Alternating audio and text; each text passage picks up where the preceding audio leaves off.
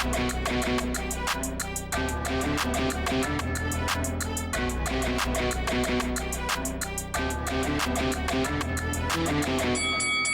guys, welcome to Boxing Squared for boxing news and views from around the internet. Tyson Fury, Deontay Wilder 3 officially kicked off with a press conference, which we're going to get to. The highlights, so these clips courtesy of Top Rank, gotta give them that credit. It's also on screen as well.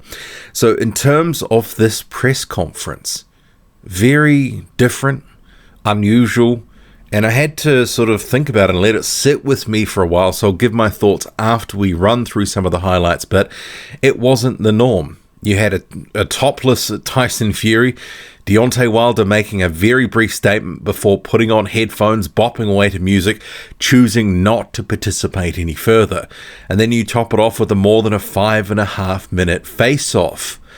Very different. So what we'll do, we'll get to the newsworthy highlights, starting with the brief words of Deontay Wilder, the former WBC champion. Time to cut off his head. And come July the 24th, there will be bloodshed. Get your tickets now. I'll see you soon. So picking up the slack at this press conference, you had Malik Scott, Deontay Wilder's new head trainer, who was waxing lyrical about the bond that they as fighter and trainer share. Ever since I've started working with him as far as training him and taking that position, our chemistry as fighter and trainer by far passes our chemistry as our brotherhood. So, I'm impressed with him and how he's adapted and how receptive he is and everything. So, yeah. And on the other side, Fury's trainer, Sugar Hill Stewart, he was talking up the power gains that Tyson Fury has been making in training. The only one thing that I really have to say is, over that time of training and working with Tyson Fury, he now has power to knock a man out with one punch. Fury himself, well, he's hoping for a better version of Wilder in this trilogy fight. I look forward to the challenge. I hope he's going to bring something different to what he did last time. Well, he needs to. Let's face facts. And let's hope he can give me a challenge. I know he's took on Malik, very experienced guy in boxing. He's had a lot of professional fights himself. And let's hope he can bring the best out of Deontay Wilder. With Fury unable to verbally spar with Deontay Wilder because Wilder checked out, he did his best to needle Malik Scott. You can't teach him to be some great fighter when you wasn't. Tyson, who's teaching him to be a great fighter? I'm adding on to everything that he do. Well, we will see in the fight. And occasionally, Scott was biting on some of Tyson Fury's words. Was Sugar Hill a great fighter that teaches you very well? No, he wasn't. But this is what I'm saying. So why would you say, how am I going to teach him and I wasn't a great fighter? I don't believe that. You can teach him in the gym as much as you want. Right. But as soon as he gets in the ring, Deontay Wilder's got 43 But that's what we got the date he's for. He's going to do. That's what we're going to see July 24th. Well, we will see. But I'm going to state it here first. I'm going to stamp my claim that he's going to be the same old Deontay Wilder we've always seen. Tyson Fury also declared Deontay Wilder not up for this fight any way, shape or form, despite claims to the contrary. I don't believe he's mentally, physically or emotionally involved in this fight. I think he's doing it for the wrong reasons. And when people do things for the wrong reasons, they always wind up getting hurt. So we'll see on fight night if I'm a man to me word and if I can run him over quicker than round 7. And I think I do, for sure. And this press conference culminated in a more than 5.5-minute standoff. Eventually, Deontay Wilder was the first to turn away. And I know some people will look into that and sort of like reading the tea leaves. Did Tyson Fury score a point there? It was actually quite, watching that. I mean, it wasn't the most intense, but it was certainly one of the longest face-offs, if not the longest, that I've ever seen. It just went on and on and on. But overall, this event, it was different. I mean, I was sort of thinking that we were going to come into this and you'd have some spitefulness coming out of Deontay Wilder, Tyson Fury trying to bait Wilder, and them both feeding off each other.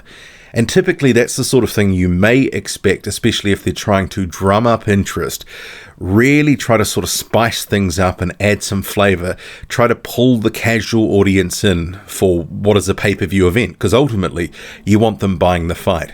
But Deontay Wilder did flip the script here. So he sort of tried to take away, some of Tyson Fury's best weapons in the press conference, which is his mouth.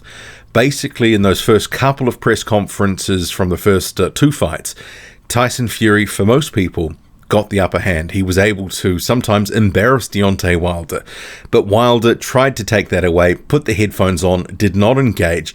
And I guess to some extent it was successful, because ultimately the press conference at times a little bit flat. There wasn't the sort of maybe flair in some of the rhetoric that potentially we're expecting.